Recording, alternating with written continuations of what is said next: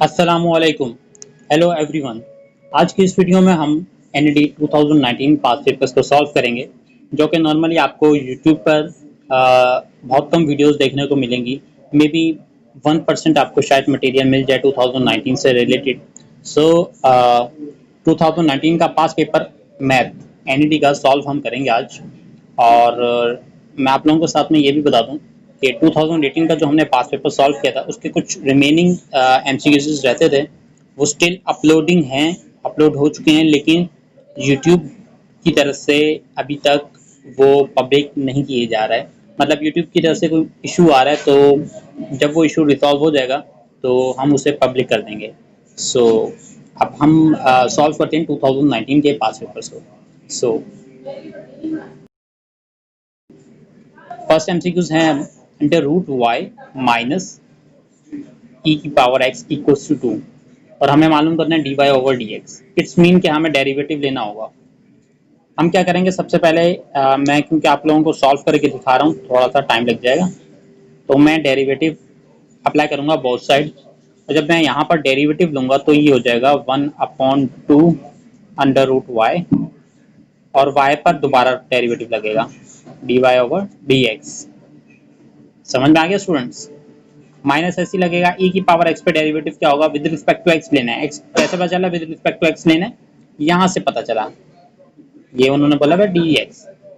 तो ई की power x पे मैं डेरिवेटिव अप्लाई करूंगा तो ई की पावर एक्स ऐसे ही आ जाएगा, और इस एक्स पे मैं दोबारा डेरिवेटिव लगाऊंगा तो एक्स का डेरिवेटिव क्या होता है 1, और कांस्टेंट नंबर का डेरिवेटिव क्या होता है 0।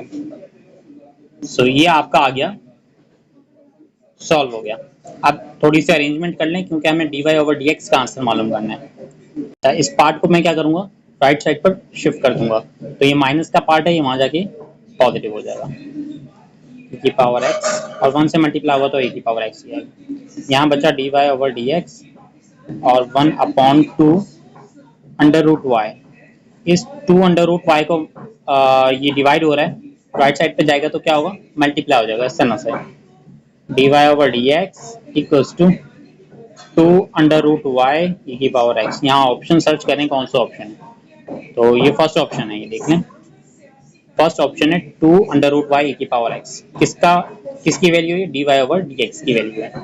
हम लोगों ने डेरिवेटिव लगाया with respect to X. With respect to X इस वजह से पता चला क्योंकि ये D Y over D X upon में क्या लिखा हुआ है डी एक्स, इसका मतलब है हमें डी एक्स की रिस्पेक्ट से डेरिवेटिव लगाना है। और जब हमने अंडर रूट वाई पर डेरिवेटिव लगाया तो इसका डेरिवेटिव होता है 1/2 अंडर रूट वाई, और y पर दोबारा डेरिवेटिव लगेगा D Y over D X. ये रूल है स्टूडेंट्स। अगर आपने सेकंड ईयर में डेरिवेटिव बहुत अच्छे से पढ़ा हो तो आपको फौरन से ये चीज समझ में आ गई होगी। सो एमसीक्यूज नंबर 2 की तरफ मूव करते हैं। अ train moves with 30 kilometre per hour. 30 kilometre per hour, सबसे पहले मैं आपको बता दूं ये दी गई है वेलोसिटी। अब मैथ में वेलोसिटी का क्या काम है अभी देखते हैं। ऑन अ सर्कुलर पाथ, यानी एक सर्कुलर पाथ है और ट्रेन जो है वो उस पर मूव कर रही है, सही है, स्पेसिफिक वेलोसिटी के साथ, ये 30 किलोमीटर पर आवर की वेलोसिटी के साथ, ऑफ रेडियस 500। तो इसका जो ये रेडियस है ये है 500 मीटर, सही है। ये मैंने छोटा सा सर्कल बनाया है, स्मॉल सर्कल है, इसका रेडियस है 500 मीटर, और ये सर्कुलर ट्रैक है जिस पे ट्रेन मूव कर रही है इस तरह से। क्लॉकवाइज है, एंटी क्लॉकवाइज मूव कर रही है, ये इन्होंने कंडीशन नहीं दी, इससे कोई जो है वो इशू नहीं है। तो वेलोसिटी v के साथ मूव कर रही है 30 किलोमीटर पर आवर, रेडियस है 500 metre. How much angle with turn in 10 second. For example मैं बोलता हूँ यार ये वाला स्टार्टिंग पॉइंट था, सही है, स्टार्टिंग पॉइंट ऑफ ट्रेन, और इस स्टार्टिंग पॉइंट ट्रेन से, ये जो ट्रेन का स्टार्टिंग पॉइंट है, यहाँ से जब ट्रेन ने ट्रेवल करना शुरू किया, मूव करना शुरू किया, तो यहाँ इस पॉइंट पे, फॉर एग्जांपल इस पॉइंट पे आने में 10 सेकंड्स लगे, तो मैं ये वाला एंगल पूछ रहा हूँ इस तरह से।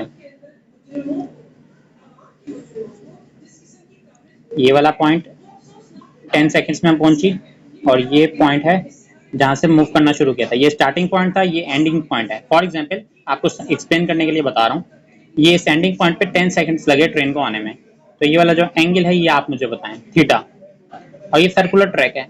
तो अगर आपको याद हो तो S = R थीटा लगता है, ये आर्क लेंथ है, सही है, ये आपका रेडियस आपको गिवन है, रेडियस आपको गिवन है ना ये वाला, और थीटा क्या है, ये वाला एंगल।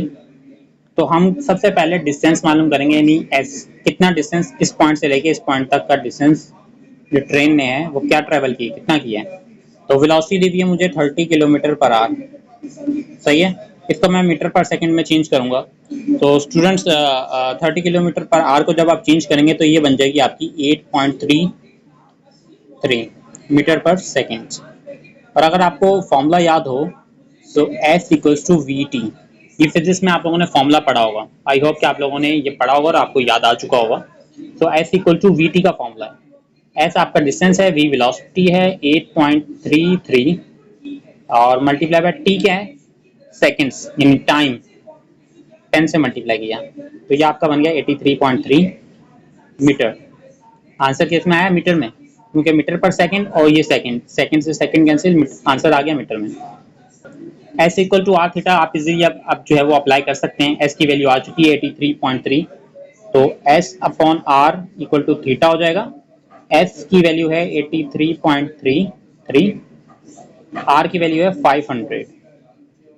तो स्टूडेंट्स थीटा की वैल्यू बताएं क्या आएगी, आप सॉल्व करें और जल्दी से मुझे बताएं थीटा की वैल्यू क्या आ रही है।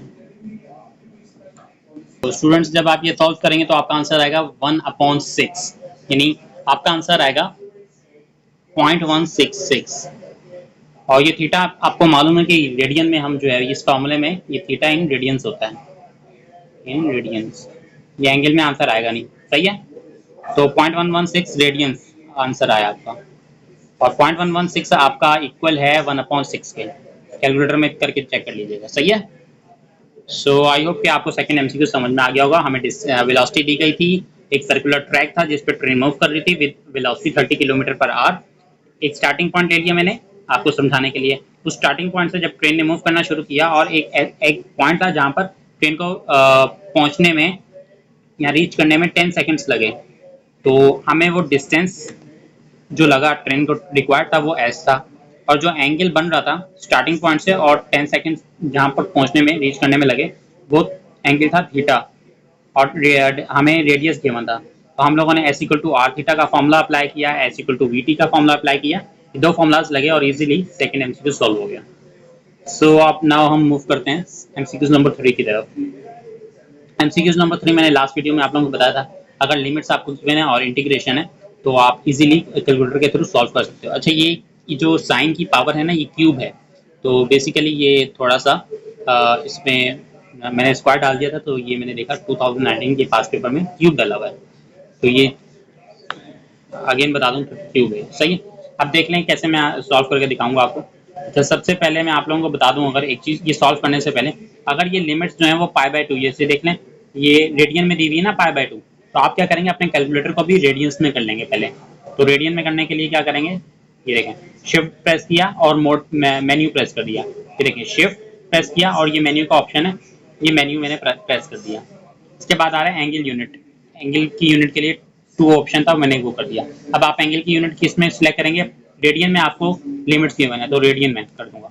अब आप इंटीग्रेशन में, इंटीग्रेशन का ये वाला ऑप्शन प्रेस किया मैंने, साइन पावर एक्स क्यूब डाल दिया, मल्टीप्लाई बाय कॉस एक्स और ये ब्रैकेट्स क्लोज कर दिया। आप लिमिट्स पुट करो, शिफ्ट प्रेस करोगे पाई यहाँ से आ जाएगा, ये ऑप्शन है 10 वाला, शिफ्ट प्रेस किया मैंने और ये 10 पाई आ गया, अपॉन वाला बटन प्रेस किया और 2 डाल दिया। आप ये इट टेक सम टाइम और आपका आंसर आ गया 1/4। सो ये आपका आंसर। अच्छा, ऑप्शन ए और ऑप्शन बी जो है ना वो सिमिलर दिए हुए थे 2019 के पास पेपर में, तो यही आपको बताना चाह रहा था कि बाज़ औक़ात कुछ गलतियां भी होती हैं। तो ऑप्शन ए या ऑप्शन बी आपका कोई एक राइट है, जाहिर सी बात है, तो ये ऑप्शन बी जो है ये कुछ और होगा, सही है, या ऑप्शन ए कुछ और होगा। तो ये दोनों सिमिलर ऑप्शंस दिए हुए थे 2019 में। सो हो सकता है ये π/4 नहीं हो सकता क्योंकि π/4 सी ऑप्शन दिया हुआ है, तो इनमें से एक ऑप्शन चेंज होगा, लेकिन आपका जो आंसर आया वो 1/4 आंसर आया।